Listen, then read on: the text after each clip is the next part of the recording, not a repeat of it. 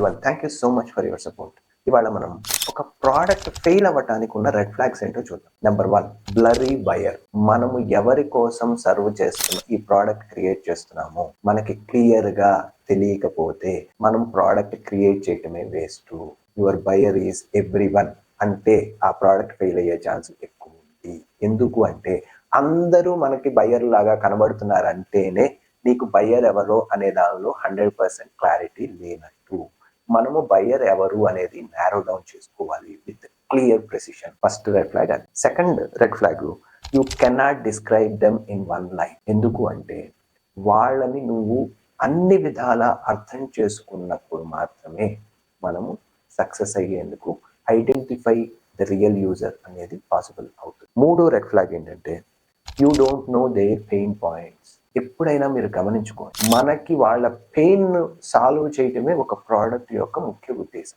మనకి అదే సరిగ్గా తెలియదు అనుకోండి, you don't know their pain points. అప్పుడు మనం ఏం సాల్వ్ చేస్తున్నాం? వాళ్ళ ఎమోషన్ని సాల్వ్ చేస్తున్నామా, వాళ్ళ సర్వీస్ని సాల్వ్ చేస్తున్నామా, వాళ్ళ నీడ్ని సాల్వ్ చేస్తున్నామా?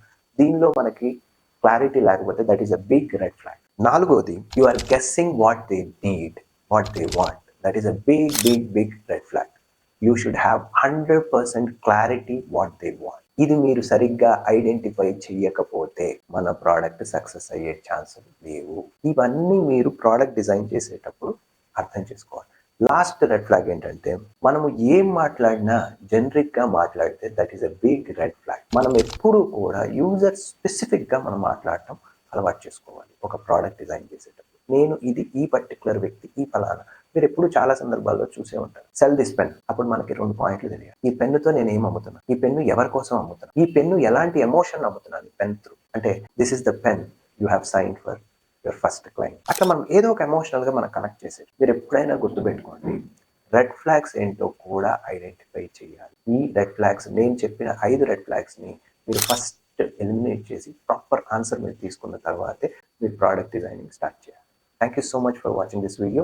Don't forget to like, share, subscribe to Leapfrog Designs.